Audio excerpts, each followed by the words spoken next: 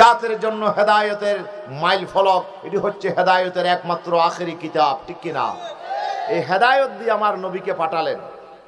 আর কি দিয়েছেন? ওয়াদিনুল হককে। এই কোরআনের ভিতরে আল্লাহ সুবহানাহু ওয়া তাআলা একটা দ্বীনে হক আমাদের জন্য দিয়েছেন। শুধু কোরআন দেয় নাই, কোরআনের ভিতরে একটা দ্বীনে হক আছে।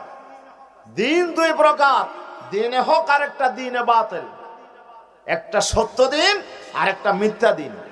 দ্বীন মানে হচ্ছে চলার যেই জীবন ব্যবস্থা, নিজামে হায়াত, আমার জীবন পরিচালনার জন্য যে তরিকা, যে নিয়ম, এটাকে বলা হয় দ্বীন। এটাকে বলা হয় কি? আল্লাহ রাব্বুল আলামিন বলছে, বান্দা আমি আমার নবীকে শুধু কোরআন দিয়ে পাঠাই নাই, কোরআনের মধ্যে আমি আল্লাহ তাআলা বলে দিয়েছি গোটা বিশ্ব মানব জাতি চলার জন্য যেই বিধান দরকার, যে আইন দরকার, যে হেদায়েত দরকার, এটি আমার কোরআনের ভিতর আছে। আছে না নাই? কথা বলেন, কোরআনের ভিতর আছে না নাই? এই কোরআনের মধ্যে 500 আয়াত আছে। কত আয়াত? 500 তো আয়াত আছে শুধু আইনের উপরে, লর উপরে। একটা জাতি কেমনে চলবে, একটা সমাজ কেমনে পরিচালনা হবে, একটা রাষ্ট্র কিভাবে চলবে, রাষ্ট্রের জন্য যত আইন দরকার, সেই সব আইনগুলো আমার আল্লাহ তাআলা কোরআনে দিয়েছেন। সুবহানাল্লাহ বলেন। আছে না নাই? চুরি করলে কি করতে হবে? হাত কাটতে হবে। আইন আছে না নাই কোরআনে? আছে নাকি আমি বানাই বলছি? কোরআনে আছে না নাই? আল্লাহ তাআলা বলেন, আস-সারিকু ওয়াস-সারিকাতু ফাকতাউ আইদিয়াহুমা জাযাআম বিমা কাসাবা নাকালাম মিনাল্লাহ ওয়াল্লাহু আজিজুন হাকীম। চোর পুরুষ আর চোর মহিলা, পুরুষ হোক আর মহিলা হোক, যেই চুরি করবে আল্লাহ বলছে ফাকতাউ আইদিয়াহুমা, তার দুই হাত, তার হাত তোমরা কেটে দাও। হাত কি করো? কেটে দাও। জাযাআম বিমা কাসাবা, এটি হচ্ছে তাদের কাজের প্রতিফল। নাকালাম মিনাল্লাহ, এটা আমি আল্লাহর পক্ষ থেকে নির্ধারিত শাস্তি। আল্লাহু আকবার। আমি আল্লাহ নির্ধারণ করে দিয়েছি চোরকে কি করতে হবে? হাত কেটে দিতে হবে। আইন কোথায় আছে বলেন? চোরকে শাস্তি দিতে হবে, হাত কেটে দিতে হবে। আইন কোথায় আছে? কোরআনে আছে। ব্যভিচার করলে কি দিতে হবে? ব্যভিচারের শাস্তি কি? আল্লাহ তাআলা বলছেন, আয-যানিয়াতু ওয়াজ-যানি ফাজলিদু কুল্লা ওয়াহিদিন মিনহুমা মিয়াতা জালদা। জানাকারী পুরুষ আর জানাকারী মহিলা, তারা যদি ব্যভিচার করে, আল্লাহ তাআলা বলছে তাদেরকে 100 বেত লাগাও। 100 বেত লাগাও। আদেশ কার? 100 দুররা মারতে হবে। দুররা মানে বেত। 100 বেত লাগাইতে হবে। যারা ব্যভিচার করবে আর যারা ব্যভিচার, যে পুরুষ হোক আর মহিলা হোক, তাকে 100 বেত লাগাও। আদেশ কার? আরেক আয়াত আল্লাহ বলছে, আশ-শাইখু ওয়াশ-শাইখাতু ইযা জানায়া ফারজুমুহুমা নাকালাম মিনাল্লাহ। আল্লাহ বলে বয়স্ক পুরুষ আর বয়স্ক মহিলা যদি জানা করে, বিবাহিত পুরুষ আর বিবাহিত মহিলা যদি জানা করে, তাদেরকে তোমরা পাথর মারো। কি মারো? যতক্ষণ মরবে না ততক্ষণ পাথর মারো। পাথর মেরে মেরে তাদের হাড্ডি মাংসকে বাতাসের সাথে উড়াইয়া দাও, ঠিক কিনা? বিবাহিত নারী পুরুষ জানা করলে পাথর মারতে হবে। আইন কার বলেন তো? আইন কার? কোরআনে আছে না নাই? আল্লাহ তাআলা কোরআনে বলে দিয়েছেন। এইরকম 500 আয়াত আছে। ব্যবসা কিভাবে করবেন, রাষ্ট্র কিভাবে চালাবেন, শাস্তি কিভাবে দেবেন, ডাকাত করলে ডাকাতের শাস্তি কি হবে, কেউ কাউকে খুন করলে তার শাস্তি কি হবে, এই সব কথা কোরআনের ভিতর আছে না নাই? কোরআন শুধু জিকিরের কিতাব নয়, কোরআন শুধু নসিহতের কিতাব নয়। কোরআন এটি হচ্ছে মানব জীবনের জন্য একটি আইন ও গ্রন্থ, একটি আপনার লর কিতাব, একটি আইনের কিতাব হচ্ছে কোরআন। জোরে বলে আল্লাহু আকবার। আল্লাহ বলছেন, আমি আমার নবীকে শুধু কোরআন দিয়ে পাঠাই নাই, ওয়াদিনুল হককে, জীবন পরিচালনার জন্য একটা সত্য বিধান, একটা সত্য আইন দিয়ে আমি আমার নবীকে পাঠিয়েছি। জোরে বলি আল্লাহু আকবার। কেন পাঠালাম? লিইয়ুযহিরাহু আলাদ-দীন কুল্লিহি ওয়া কাফা বিল্লাহি শাহীদা। আমি আল্লাহ রাব্বুল আলামিন কোরআন দিয়ে, কোরআনের ভিতর আইন দিয়ে আমি নবীকে পাঠালাম একটা উদ্দেশ্য। সেই উদ্দেশ্য হচ্ছে দুনিয়ার জমিনে আজকে যে আইন দুনিয়ার জমিনে প্রচলিত আছে, যে আইন দিয়ে সমাজ রাষ্ট্র পরিচালিত হয়, যে আইন দিয়ে দুনিয়ার মানুষ আজকে চলে, মানুষের বানানো আইন সেটা হচ্ছে মিথ্যা আইন, সেটি হচ্ছে জুলুমপূর্ণ, ইনসাফপূর্ণ নয়, সেটি হচ্ছে অন্যায় ভরা আইন। এই অন্যায় জুলুমে ভরা এই আইনের সমাজ চলে বলে আজকে মানুষ অশান্তিতে আছে।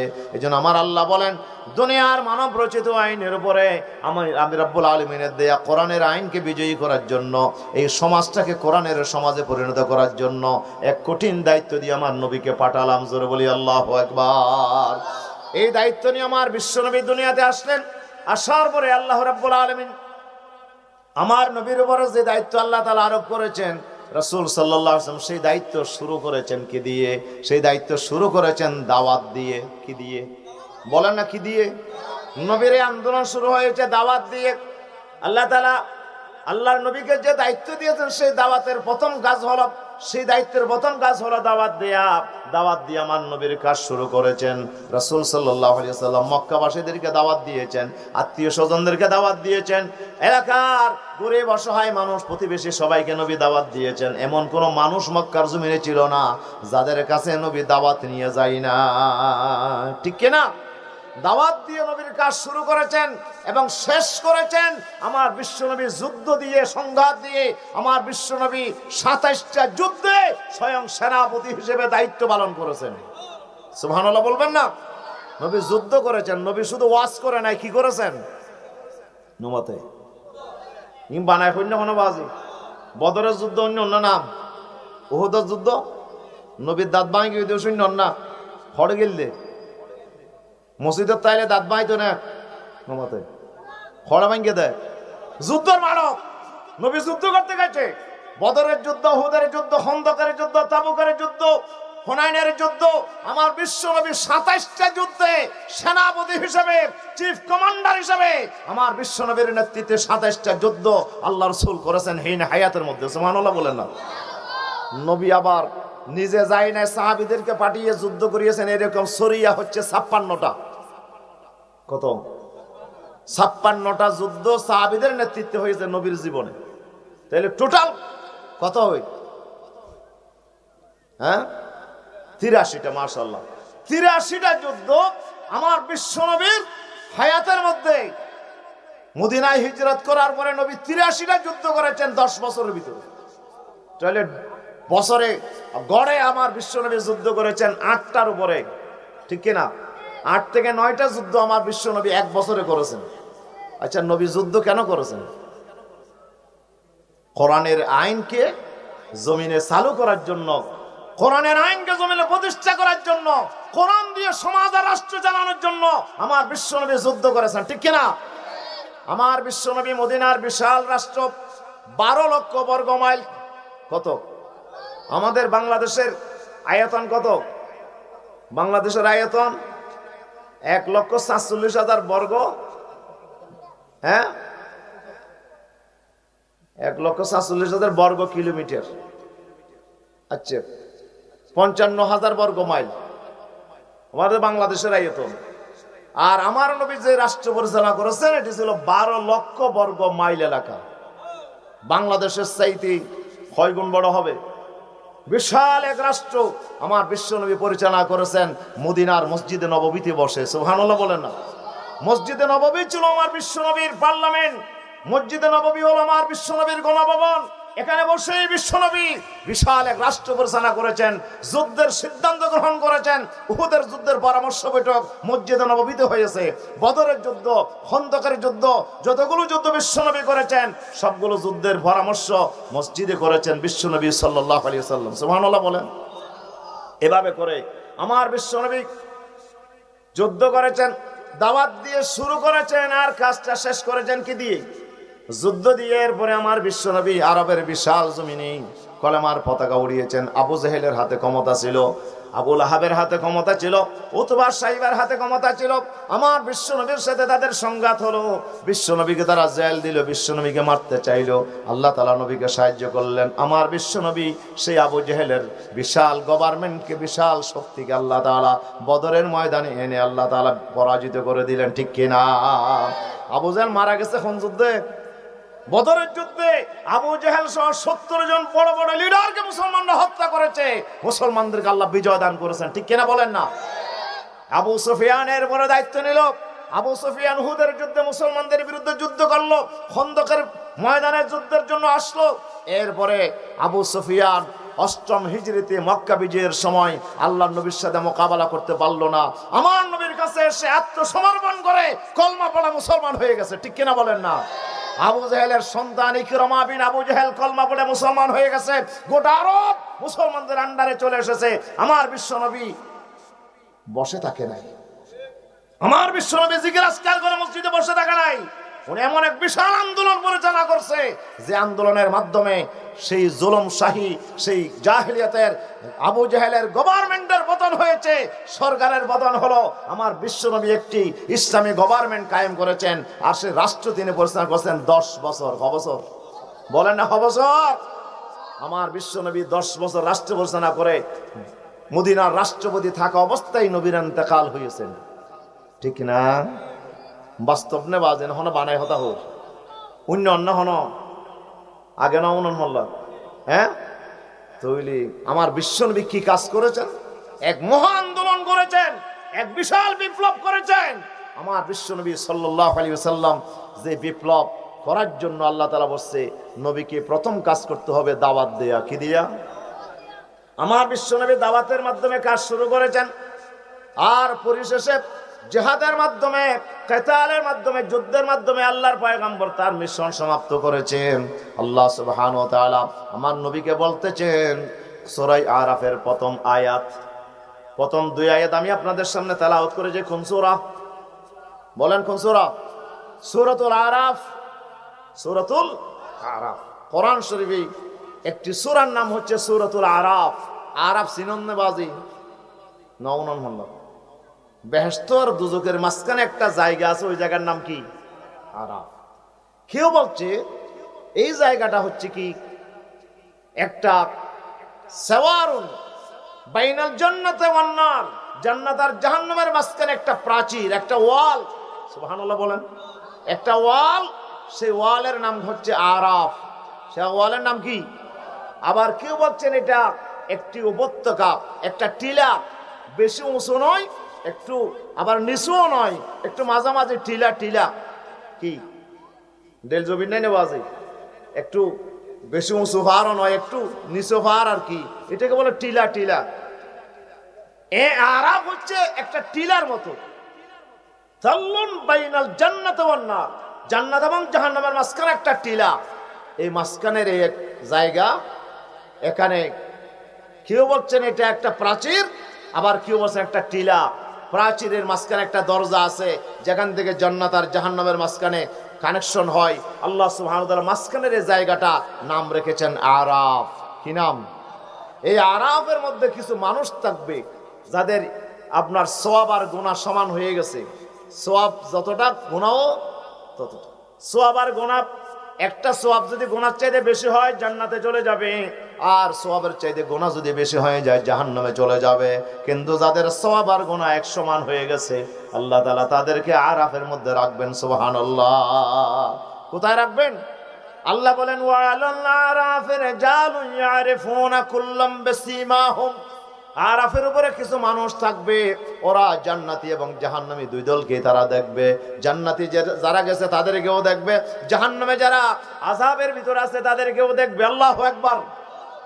জাহান্নামীদের দিকে তখন তারা দেখবে ওইজা সুরিফাত আবসারুহুম তিলকা আসহাবিন নার, জাহান্নামীদের দিকে যখন তাদের চোখ ফিরাবে তখন জাহান্নামীদের আযাব দেখে, কষ্ট দেখে তারা বড় ভয় পেয়ে যাবে, আল্লাহর কাছে আশ্রয় চাইবে, আল্লাহ আমাদেরকে এই জাহান্নামে দিও না।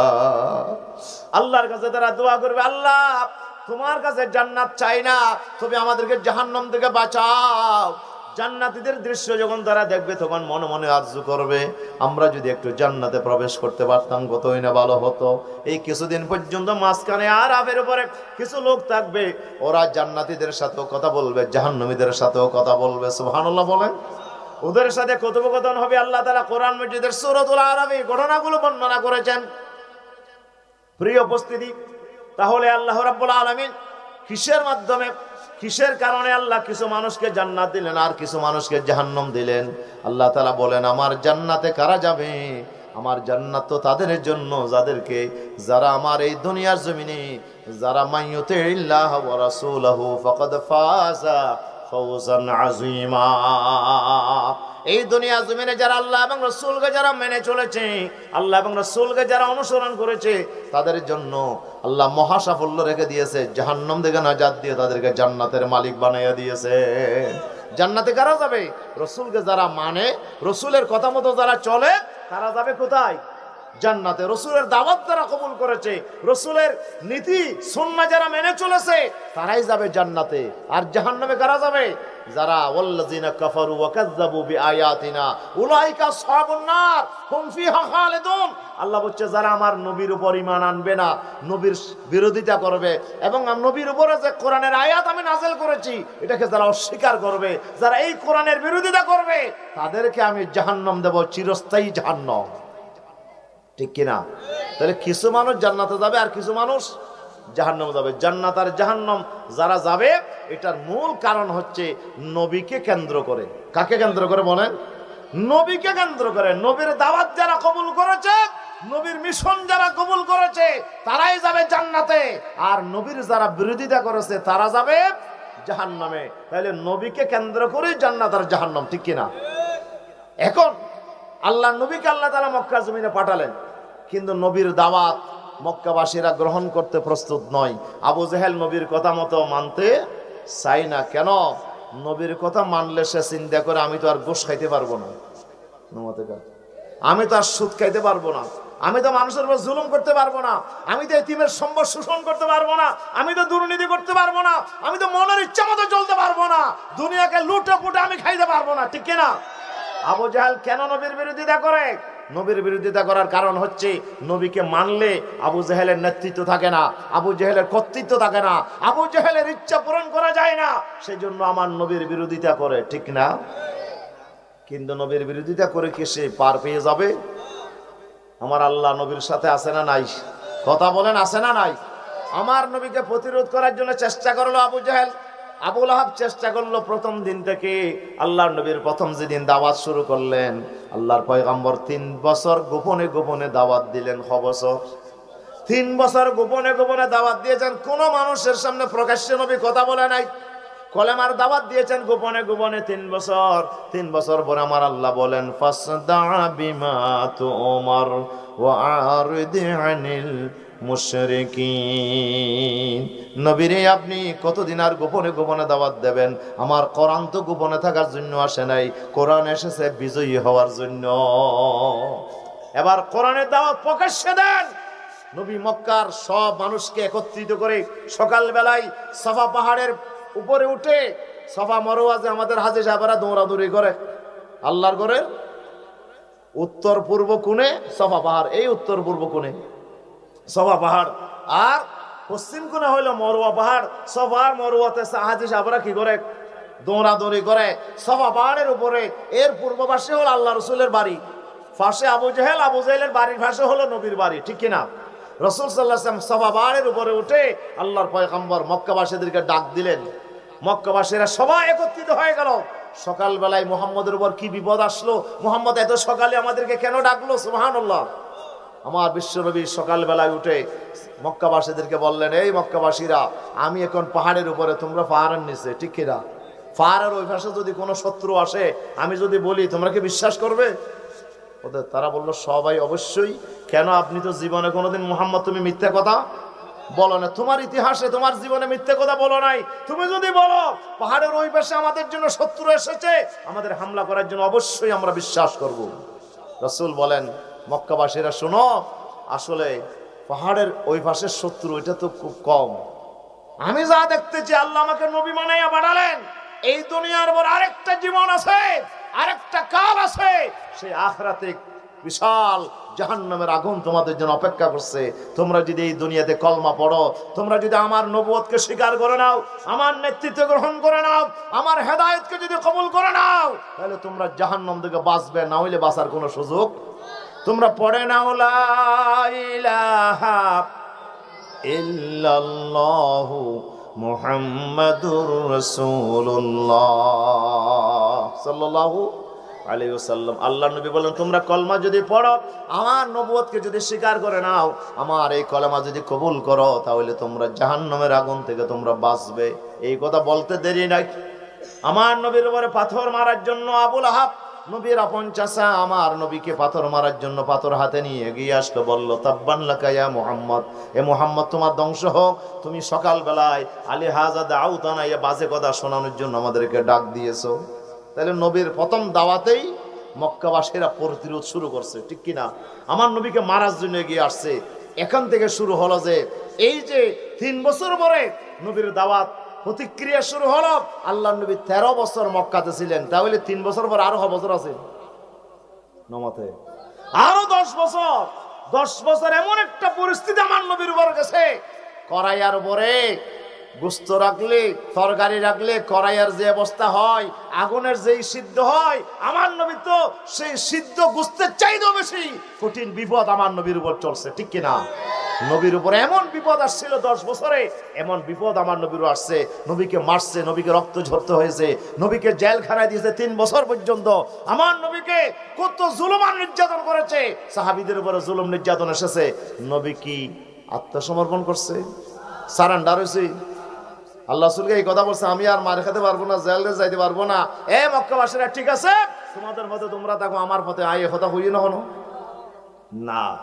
নবী বলছে, তোমরা মারতে পারো, আমাকে বাধা দিতে পারো, আমার জীবন যতক্ষণ আছে ততক্ষণ আমি কোরআনের কথা বলেই যাব। আল্লাহু আকবার। আমার বিশ্বনবী কাউকে ভয় করে নাই। আল্লাহ সুবহানাহু ওয়া তাআলা সেই মক্কার কঠিন পরিবেশে আয়াত নাজিল করেন, সূরাতুল আরাফ আমার নবীর উপরে নাজিল করলেন। 206টি আয়াত আছে এই সূরার ভিতরে, 24টি রুকু আছে। আল্লাহর হাবিবের উপরে এই সূরাটা আল্লাহ তাআলা নাজিল করলেন। প্রথম আয়াতে আল্লাহ তাআলা ঘোষণা করলেন, আলিফ লাম মিম সাদ কিতাবুন উনজিলা ইলাইকা ফালা ইয়াকুন ফি সাদরিকা হারাজুম মিনহু লিতুনযিরা বিহি ওয়া যিকরা লিল মুমিনিন। আল্লাহ তাআলা বলছেন, হাবিবরে, আমি আপনার উপরে এমন এক মহা কিতাব, মহা সম্মানিত কিতাব নাজিল করেছি। কিতাবুন, কিতাবুন তনবিন আছে না নাই?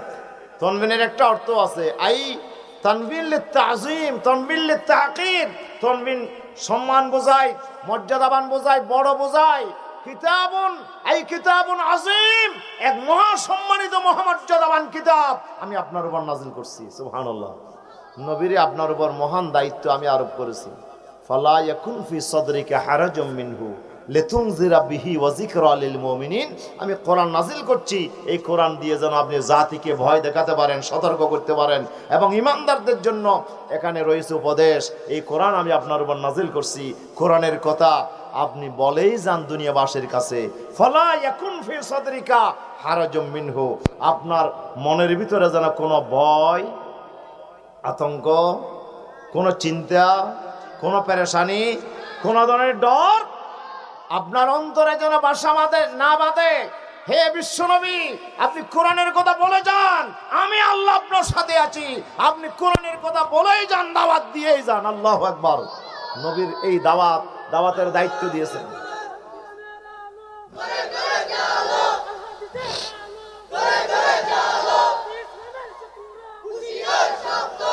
আল্লাহ সুবহানাহু ওয়া তাআলা আমার বিশ্বনবীকে বলছেন, আমার হাবিবরে, কোরআনের কথা বলতে গিয়ে আপনাকে মারার জন্য আবু লাহাব এগিয়ে এসেছে।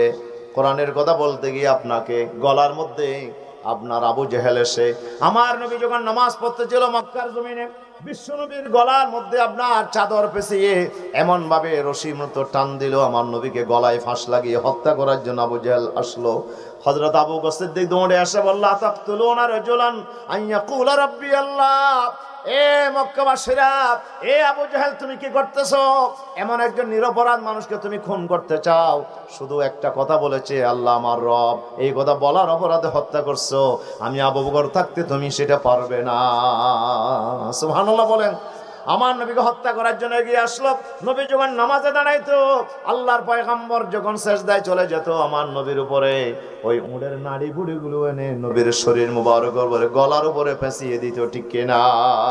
আমার নবীকে কত জুলুম করেছে, কত নির্যাতন করেছে। আল্লাহ বলেন, উনজিলা ইলাইক এক মহাসম্মানিত কিতাব আপনার উপর আমি নাজিল করেছি, এক মহা মহিমান্বিত দায়িত্ব আমি আপনার উপর কাঁধে দিয়েছি। এই কোরআনের কথা বলতে গিয়ে আপনার মনের ভিতরে যেন কোনো ভয় না আসে। আল্লাহ নবীকে বলতে কোনো ভয় যেন কোরআনের কথা বলতে গিয়ে না আসে, কোন পেরেশানি যেন না আসে, কোন দুর্বলতা যেন আপনাকে ভেঙে না বসে। আমি আল্লাহ আপনার সাথে আসি আপনি সামনে এগিয়ে যান, কোরআনের কথা বলেই যান, আমি আল্লাহ আপনাকে হেফাজত করব, ঠিক কিনা? আল্লাহ বলছেন বাল্লিগ মা উনজিলা ইলাইক ফাইন লাম তাফআল ফামা বাল্লাগতা রিসালাতাহু ওয়াল্লাহু ইয়াসিমুকা মিনান নাস। আল্লাহ বলছে, হে রাসূল, আপনার কাছে যে কোরআন আমি পাঠাইছি এই কোরআনের কথা মানুষকে বলে যান, মানুষের কাছে কোরআনের কথা প্রচার করেন। যদি আপনি এই দায়িত্ব পালন না করেন তাহলে আমি ধরে নেব আপনি রসুল হিসেবে দায়িত্ব পালন করেন নাই। সুবহানাল্লাহ, আপনি রিসালাতের দায়িত্ব পালনে ব্যর্থ হয়েছেন। আল্লাহ আপনাকে হেফাজত করবে, কোনো ভয় আপনাকে করতে হবে না, আমি আল্লাহ আপনার সাথে আছি। কথা বোঝা যায়? তাহলে নবীকে আল্লাহ কি দায়িত্ব দিয়েছেন? দাওয়াতের দায়িত্ব। ইসলামের রাজ কায়েমের জন্য প্রথম কাজ করতে হবে দাওয়াত। প্রথম কাজ কি বলেন না? প্রথম কাজ কি? দাওয়াত। প্রথম কাজ করতে হবে দাওয়াতি কাজ। আপনাকে আরেক ভাইয়ের কাছে দাওয়াতি কাজ করতে হবে। ভাই আসেন, আমরা সবাই মিলে চেষ্টা করে এই জমিনে কোরআনের রাজ কায়েম করব, ঠিক কিনা? কোরআনের রাজ কায়েমের জন্য প্রথম দাওয়াতি কাজ করতে হবে। এই দাওয়াতি কাজটা নবীর উপরে ফরজ করেছেন কে? নবী এখন দুনিয়াতে নাই, কিন্তু দায়িত্ব এখন কার উপরে? কথা বলেন, এখন আমাদের উপরে। তাহলে আমাদেরকে প্রথম দায়িত্ব পালন করতে হবে, ঠিক কিনা? আমাদের পরিবার, আমাদের সমাজ, আমাদের রাষ্ট্র যারা আছে, আমাদের প্রতিবেশী যারা আমাদের পাশে আছে, সবার কাছে আমাকে এই দায়িত্ব নিয়ে যেতে হবে, এই দাওয়াত নিয়ে যেতে হবে। ভাই, আমিও কোরআনের রাজ প্রতিষ্ঠা করতে চাই, তুমিও আমাদের সাথে আসো কোরআনের দায়িত্ব পালনের জন্য, তুমিও আমার সাথে আসো, ঠিক কিনা বলেন না? এই দাওয়াত দেওয়ার জন্য আমরা কি রাজি আছি? কথা বলেন, রাজি আছি আমরা?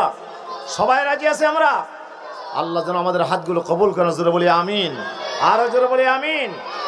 আল্লাহ তাআলা বলছেন ওয়ালতাকুম মিনকুম উম্মাতুন ইয়াদউনা ইলাল খায়রি ওয়া ইয়া'মুরুনা বিল মা'রুফ ওয়া ইয়ানহাউনা আনিল মুনকার ওয়া উলাইকা হুমুল মুফলিহুন।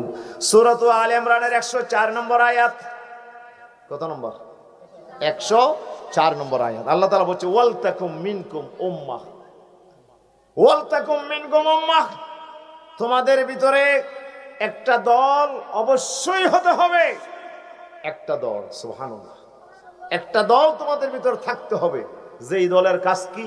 ইয়াদউনা ইলাল খায়র, তারা মানুষকে খায়রের দিকে, কল্যাণের দিকে ডাকবে, দাওয়াত দেবে। সুবহানাল্লাহ, কল্যাণের দিকে দাওয়াত দেবে। কল্যাণ কি? রাসূল সাল্লাল্লাহু আলাইহি ওয়াসাল্লাম আয়াত তেলাওয়াত করে তাফসীর ইবনে কাসিরে, তাফসীরে কুরতুবী, অসংখ্য তাফসীর এসেছে। রাসূল সাল্লাল্লাহু আলাইহি ওয়াসাল্লাম আয়াত তেলাওয়াত করার পরে হুজুর বলছেন জাল খায়রু ইত্তিবাউল কুরআন ওয়া সুন্নতি, কোরআন এবং আমার সুন্নাহকে অনুসরণ করাই হচ্ছে খায়র। সুবহানাল্লাহ, দেওয়ার জন্য আল্লাহ বলছে একটা দল তোমাদের ভিতরে থাকতে হবে। ওয়া ইয়া'মুরুনা বিল মা'রুফ ওয়া ইয়ানহাউনা আনিল মুনকার, এবং তারা সৎ কাজ তারা চালু করবে, ভালো কাজ যত আছে দুনিয়াতে তারা চালু করবে, আর খারাপ যত কাজ আছে এগুলো তারা প্রতিহত করবে, তারা খারাপ কাজকে সমাজ থেকে তারা উৎখাত করবে। এটা কখন সম্পন্ন হবে? এটা সম্পন্ন হবে, আল্লাহ রাব্বুল আলামিন বলছেন ওয়ালতাকুম মিনকুম উম্মাহ, আল্লাহ রাব্বুল জমিনে ভালো কাজ চালু করা, খারাপ কাজ প্রতিরোধ করা, এই দায়িত্ব আল্লাহ তাআলা একটা শক্তিকে আল্লাহ তাআলা দিয়েছেন। আল্লাহ বলেন আল্লাযীনা ইম্মাক্কান্নাহুম ফিল আরদি আকামুস সালাহ ওয়া আতাউয যাকাতা ওয়া আমারু বিল মা'রুফ ওয়া নাহাউ আনিল মুনকার ওয়া লিল্লাহি আকিবাতুল উমুর। আল্লাহ তাআলা বলেন পৃথিবীতে আমি যদি কোনো মুসলমানদেরকে যদি আমি রাষ্ট্র ক্ষমতা দেই, কোন ইমানদার মুমিন নরনারীকে যদি আমি রাষ্ট্র ক্ষমতা দেই, আল্লাহ বলে তারা 4টা কাজ করবে। কয়টা বলেন? ইসলামের রাষ্ট্র কায়েম করলে কোন মুসলমান, ওদের কাজ কয়টা হবে? কোন মুসলমান যদি পৃথিবীতে রাষ্ট্র ক্ষমতা পায়, আল্লাহর পক্ষ থেকে তাদেরকে দায়িত্ব দেওয়া হচ্ছে 4টা। 1 নম্বর কাজ হচ্ছে আকামুস সালাত, তারা নামাজ কায়েম করবে, নিজেরাও নামাজ পড়বে, রাষ্ট্রের সবাইকে নামাজ পড়ার জন্য তারা আইন জারি করবে, ঠিক কিনা? নামাজ না পড়ার কোনো সুযোগ নাই। ওয়া আতাউ যাকাত, তারা যাকাতের আইন পাশ করবে। যাকাতের আইন পাশ করে সমাজের প্রত্যেকটা ধনী বিত্তশালী মানুষের সম্পদ হিসাব করে কড়াই গন্ডায় রাষ্ট্রীয়ভাবে তারা যাকাত উসুল করে। তারা গরিবকে লিস্টি করে গরিবের বাড়িতে বাড়িতে যাকাত পৌঁছায় দেবে। সুবহানাল্লাহ বলে। দায়িত্ব হার ও রাষ্ট্র, রাষ্ট্র ক্ষমতায় যারা যাবে তাদের দায়িত্ব হচ্ছে নামাজ কায়েম করা আর যাকাত প্রতিষ্ঠা করা, যাকাত আদায় করা, যাকাত আদায়ের ব্যবস্থা করা। এখন তো যাত্তুন মনে হয় জাহাদ দে, যাত্তুন মনে হয় জাহাদ নদে, নদিলে হন শাস্তি। কিন্তু রাষ্ট্রীয় ক্ষমতায় যদি মুসলমানরা যায় তাদের 2 নম্বর কাজ আল্লাহ বলতেছে, রাষ্ট্রীয় ক্ষমতায় যাওয়ার পরে প্রত্যেকটা দনের সম্পদ হিসাব করে কড়াই গন্ডাই হিসাব করে 1 পয়সা পর্যন্ত যাকাত কালেকশন করবে। ঠিক কিনা? হযরত সিদ্দিক আকবর বলছিলেন, কিছু মানুষ যখন বলছে আল্লাহ রাসূলের ইন্তেকালের পরে আমরা নামাজ পড়ব, যাকাত দেব না, আবু বকর সিদ্দিক বলে যে ওয়াল্লাহি লাউ কাতিলান্না মান ফাররাকা বাইনাস সালাতি ওয়াজ যাকাত লাউ মানাউনি আকালান লাউ কাতিলান্নাহুম। তিনি বলছে আল্লাহর কসম করে বলছি, নামাজ আর যাকাতের ভিতরে যারা পার্থক্য করবে তাদের সাথে আমি যুদ্ধ করব। নামাজ পড়ব যাকাত দেবে না এই কথা যারা বলবে তাদের সাথে কি করব? যুদ্ধ করব। লাউ মানাউনি আকালা, রাসূলের জামানায় যাকাতের ছাগল দেওয়ার সময় ছাগলের গলায় যে একটা রশি দিত, সিদ্দিক আকবর বলে যে রশি যদি না দেয়, ছাগল দিয়েছে কিন্তু কি দেয় নাই, রশি দেয় নাই, আমি আবু বকর সিদ্দিক তার সাথে যুদ্ধ করব। লাউ কাতিলান্নাহুম, আমি অবশ্যই তাদের সাথে যুদ্ধ করব যারা আমি সিদ্দিক আকবরের গভর্নমেন্টের কাছে যে ছাগল যাকাত দিয়েছে কিন্তু ছাগলের রশি দেয় নাই। সুবহানাল্লাহ বলেন। তাহলে যাকাত দিতে হবে কিনা? রাষ্ট্র তাদেরকে বাধ্য করবে, রাষ্ট্র তাকে বাধ্য করবে। 5টা বছর যদি বাংলাদেশে ধনীদের হিসাব করে যদি যাকাত কালেকশন করা হয় আর গরিবদেরকে দেওয়া হয়, আমার মনে হয় যে 5 বছরে বাংলাদেশের চেহারা পরিবর্তন হয়ে যাবে। ঠিক কিনা বলেন? বাংলাদেশে একজন অভাবী গরিব মানুষ পাওয়া যাবে না। প্রত্যেকটা অভাবী মানুষের অভাব পূরণ করার জন্য রাষ্ট্রকে দায়িত্ব নিতে হবে। 3 নম্বর কাজ কি? ওয়া আমারু বিল মা'রুফ ওয়া নাহাউ আনিল মুনকার। 3 নম্বর কাজ হচ্ছে রাষ্ট্রীয় ক্ষমতা দিয়ে যত ভালো কাজ আছে সব ভালো কাজগুলো তারা দেশের মধ্যে চালু করবে, আর যত খারাপ কাজ আছে, অন্যায় কাজ আছে, এগুলো রাষ্ট্রীয় ক্ষমতা দিয়ে তারা বন্ধ করে দেবে। ঠিক কিনা? সুদ খারাপ না ভালো হাস নমতে? সুদ হন নান বালা হাম নে, রাষ্ট্র কি করবে? সুদি হাম লেনদেন বন্ধ করে দেবে। ঠিক কিনা? সুদ বন্ধ করে দেবে। মদ, আমরা তো ওয়াজ করতেছি অনেক। আচ্ছা হনউজের মদের পক্ষে ওয়াজ বুঝছে না পর্যন্ত? তোমরা মদ খাইতে পারি ব্যাপার কথা হইয়ে না নমত? সুন্নি মলয়, কৌমি মলয়, হ্যাঁ, খরা, হ্যাঁ, দাতি বেদাতি যত ওয়াইজ আমাদের বাংলাদেশে আছে, কি বলেন? তবলিগ জামাত, জামাত ইসলামী, হেফাজত, আপনার সরমনায় যত আলেম উলামা বাংলাদেশে আছে, কেউ কি মদের পক্ষে ওয়াজ করছে? সবাই মদের বিরুদ্ধে। ঠিক কিনা? কিন্তু মদ বন্ধ হয়ে গেছে? হয়নি।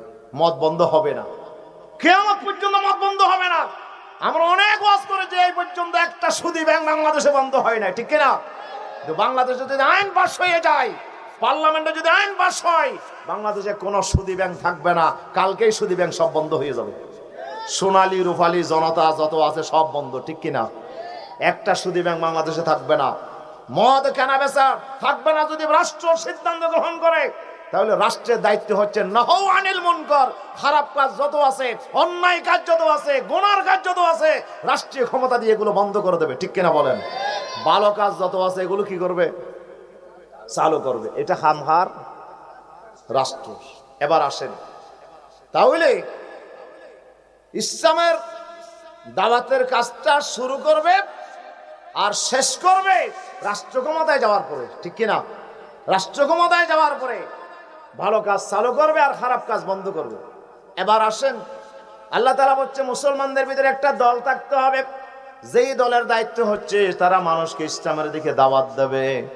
আর সে দাওয়াত দিলেই হবে না, ভালো কাজ দেশে চালু করার জন্য, খারাপ কাজ বন্ধ করার জন্য রাষ্ট্র ছাড়া সম্ভব নয়। এই জন্য একটা ইসলামের সরকার কায়েম করার জন্য, ইসলামের রাষ্ট্র কায়েম করার জন্য, ইসলামী গভর্নমেন্ট কায়েম করার জন্য তাদেরকে কাজ করতে হবে। ঠিক কিনা বলেন?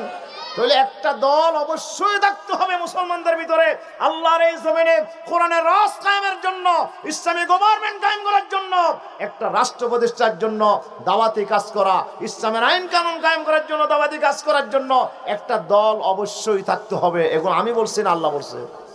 বলেন কথাকার? তাফসীর বাগাবীতে এসেছে। কোন তাফসীর? তাফসীরে মুআল্লিমুত তানজিল লিল বাগাবী রাহিমাহুল্লাহ, আল্লামা বাগাবী রাহমাতুল্লাহ রচিত তাফসীর বাগাবীতে উনি তাফসীর করতেছেন। ওদের মিনকুম মানে দল বুঝাচ্ছে না, ওয়ালতাকুম মিনকুম উম্মাহ, ওদের মিন এটা বয়ানিয়া, এটা তবিজিয়া নয়। কোরআন শরীফে আরেক জায়গায় আছে ফাজতানিবুর রিজসা মিনাল আওসার, সূরা হজের 30 নম্বর আয়াত। আল্লাহ বলে যে তোমরা মূর্তি পূজা ছেড়ে দাও। হন না মূর্তি পূজা, ফাজতানিবুর রিজসা মিনাল আওসার, নাপাকি ছেড়ে দাও। যে মূর্তি পূজার মধ্যে নাপাকি আছে সেটা ছেড়ে দাও। মূর্তি পূজা কিছু করবে আর কিছু ছাড়ে দিবে এমন কথা আছে না? সব ছাড়ে দিতে হবে। ওদের মিন এখানে যে অর্থ এখানেও একই অর্থ। আল্লাহ তাআলা বলছে ওয়ালতাকুম মিনকুম উম্মাহ, শুধু একদল নয়, গোটা বিশ্বের যত মুসলমান নরনারী আছে সবাইকে এই দায়িত্ব পালন করতে হবে। সুবহানাল্লাহ বলেন। তাইলে আমরা দুইটা তাফসীর পেলাম। কয়টা তাফসীর পেলাম বলেন না? কয়টা? একটা তাফসীর হলো মুসলমানদের ভিতরে একটা দল থাকতে হবে, যেই দল মানুষকে ইসলাম প্রতিষ্ঠার জন্য দাওয়াত দেবে। শুধু দাওয়াত দেবে না, ইসলামিক গভর্নমেন্ট কায়েম করার জন্য, ইসলামের রাষ্ট্র প্রতিষ্ঠার জন্য সে দাওয়াতি কাজ করবে এবং সেটার জন্য আন্দোলন করবে, সংগ্রাম করবে, চেষ্টা করবে মৃত্যুর আগ পর্যন্ত। যতদিন ইসলামী গভর্নমেন্ট কায়েম হয় নাই ততদিন পর্যন্ত আন্দোলন চালাই যাবে। ঠিক কিনা বলেন না? একটা দল অবশ্যই থাকতে। একটা তাফসীর বাগাবীওয়ালা করতেছে, তাফসীর কুরতুবীওয়ালা তাফসীর করতেছে। ওদের শুধু এক দল নয়, গোটা বিশ্ব মুসলমানদেরকে, বিশ্ব মুসলমান যারাই কলমা পড়েছে প্রত্যেকের উপর ফরজ। সুবহানাল্লাহ বলেন। ইসলামের রাষ্ট্র প্রতিষ্ঠার জন্য দাওয়াত দেয়া, ইসলামের রাষ্ট্র প্রতিষ্ঠার জন্য চেষ্টা করা প্রত্যেকটা মুসলমান নরনারীর উপরে কি? ফরজ। ওদের এটা কোথায় আছে? বলে ওয়ালতাকুম মিনকুম উম্মাতুন ইয়াদউনা ইলাল খাইর। এখানে মিনটা মিনে বয়ানিয়া। আল্লাহ বলছে তোমাদেরকে এমন একটা দলে পরিণত হতে হবে, সবাইকে মিলে এমন একটা দল হতে হবে, গোটা বিশ্ব মুসলিম উম্মাহকে একটা দলে পরিণত হতে হবে, যেই দলের প্রথম কাজ হচ্ছে ইসলামের দিকে মানুষকে দাওয়াত দেয়া। সুবহানাল্লাহ বলেন। দাওয়াতি কাজ করেন না বাজিয়ারা? দাওয়াতি কাজ আমরা করি নমাতিকা। আচ্ছা, আজকে এই রমজান আসলে রমজানে যদি বছর ধরি আর নমাতে রমজানে কি ধরলাম? বছর ধরলাম। গত রমজান হইতে এই পর্যন্ত, ইয়া রমজান আবার আসে, এই পর্যন্ত আপনার দাওয়াতে কয়জন মানুষ ইসলামের পক্ষে আসছে? আমরা কি দাওয়াতি কাজ করছি এই পর্যন্ত? কথা হন না বাজে? আমরা কি এই পর্যন্ত কোনো ভাইকে নামাজের দাওয়াত দিয়েছি? আমি কি এই পর্যন্ত কোনো ভাইকে ইসলামের পক্ষে দাওয়াত দিয়েছি? আমার দাওয়াত শুধু একটা কাজের জন্য নয়, গোটা ইসলামের দিকে দাওয়াত দিতে হবে। ঠিক কিনা?